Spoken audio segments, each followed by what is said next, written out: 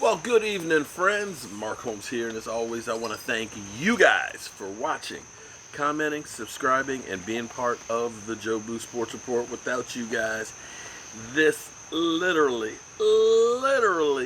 does not work. It's Thirsty Thursday, and I'm going to go ahead and have my Mike's Lemonade. Actually, this one is black cherry, because, well, if I can't drink rum, I like the Mike's. I know PC, I know Q, I know Jet, I know Mike, that you guys all like your natter days. Okay, I'm just not a beer guy. It's just got that aftertaste. I got out of beer after college. Okay, I just did. I'm sorry. I just can't do those. So, here we go. And by now, although the post office is being slowed up a little bit, some of you guys should be getting your glasses. I got one picture already. When you get, listen to me now. When you get your shot glass, with your rack, or your shot glass for channel membership, okay, or you buy the Get Philly beer glass, take a picture of yourself. See, you guys have the advantage. You see me walking down the street, you know me. Hey, that's Mark Holmes, right? You know me. I want to know you guys. I want to see what you look like. I want to know who's behind the camera, especially you freaking Eagle trolls, man. I want to know who you guys are because, hey, I don't want to walk down a dark alley with you guys around.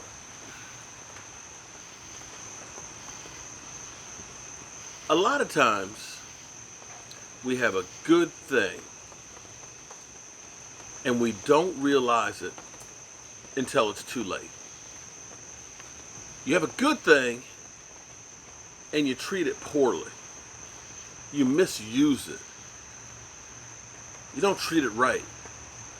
I made a mistake because I'm trying to take care of my truck, that I'm not putting my tools inside the truck and we can put tools in the back of the truck. And I have a 60-volt Sawzall. This Sawzall's got more power in it than my plug-in electric one. And it got missed and left on the back of the truck. It rained like crazy the other night, when the hurricane or tropical storm came through.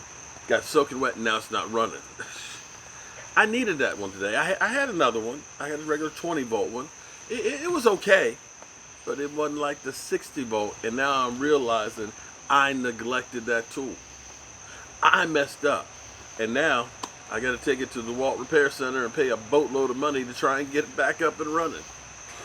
Because you got to appreciate what you got, because you might not have it for too long. And that's where we are with my quarterback. I was blessed Monday night to have Philip call in, his uncle. Somebody who knows him a lot better than I do.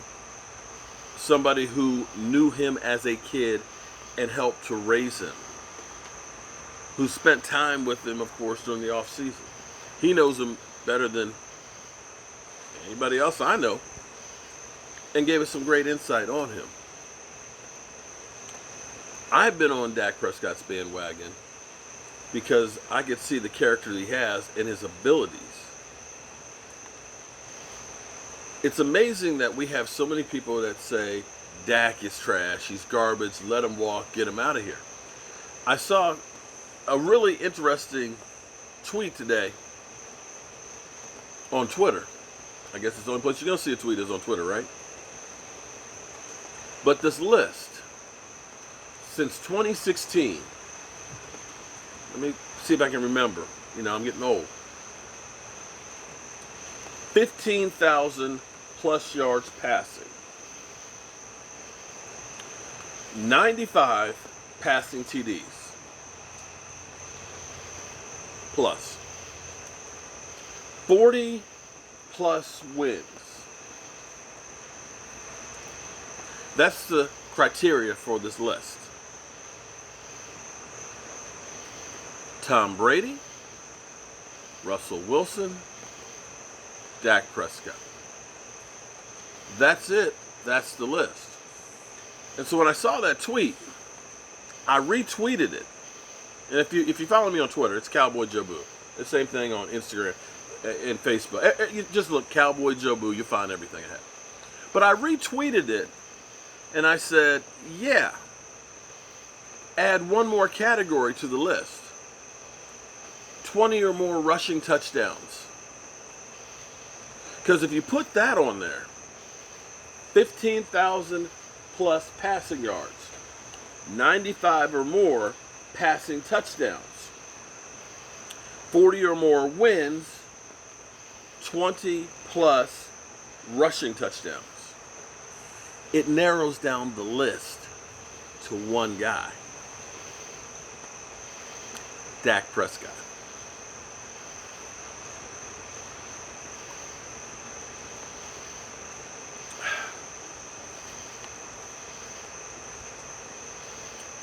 One guy.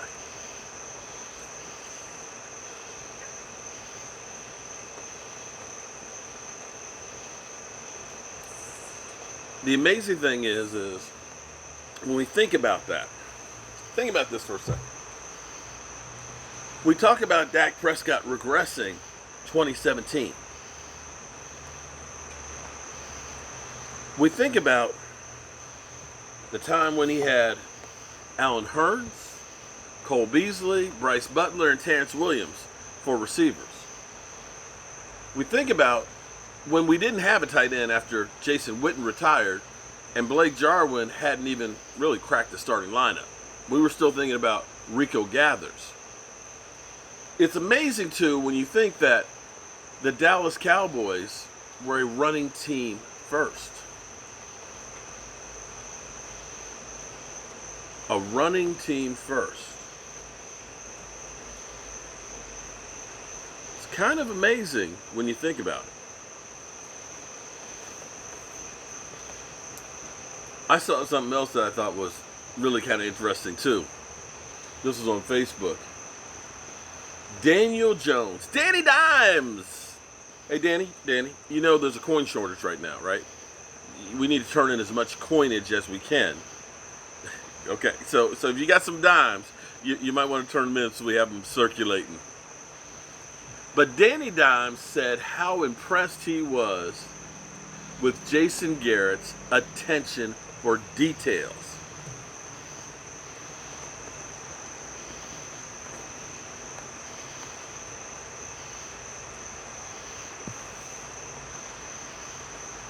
You mean the guy who doesn't believe in in-game analytics?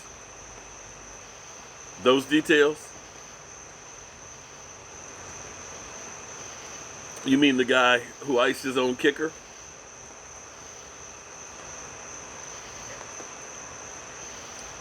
You mean the guy who was trying to high-five his players and missing? You mean that guy?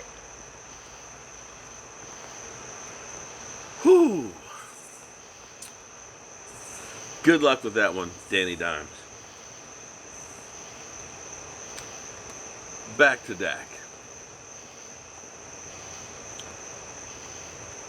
This is a guy who is never satisfied, who is constantly trying to get better. Football field in his backyard. Has his teammates over during the pandemic working to get better, to make sure they're in shape and ready to rock and roll.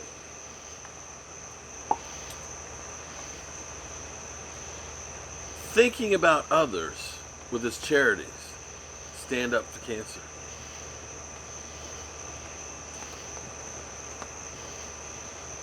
Thinking about helping a man on death row. I don't know what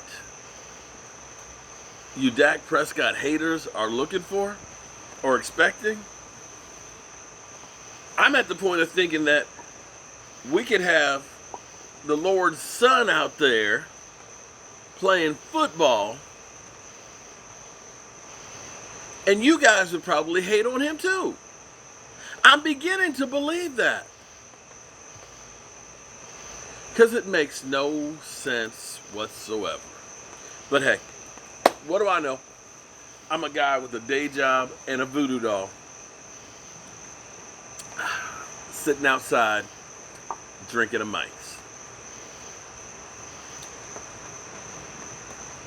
But I'm thankful that I'm still here. All right, y'all. It's the end of another day. Tomorrow's Friday. Sadly, we thought we'd be in Ohio at Canton watching the Cowboys and the Steelers, but just wasn't meant to be.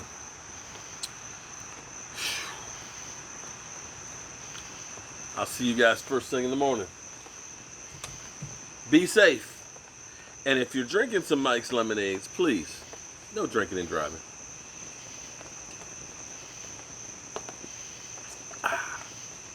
I'll see you later.